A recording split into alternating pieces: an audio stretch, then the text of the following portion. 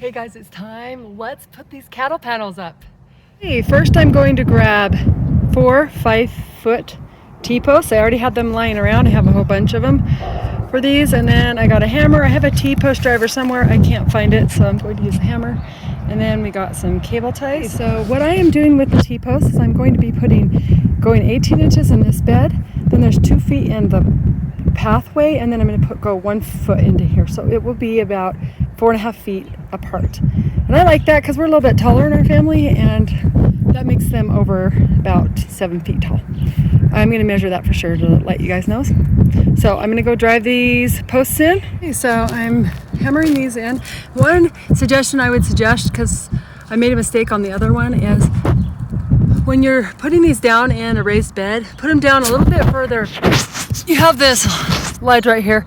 You want to put it down even further than that because the top few inches is kind of soft. You want to make sure that goes down in. Just make sure those are in strong so that the T-posts don't move when you put the cattle panel on. All right, I got the T-posts in. Okay, it's time to shape these cattle panels into a trellis. I'm going to be growing cucumbers and some different melons on these. So I'm going to secure this with a cable tie,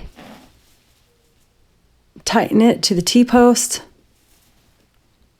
and then I'll cut that cable tie down to about 1 inch or 2 when I'm done. And I'm done. I am so excited to see what this looks like in the summer.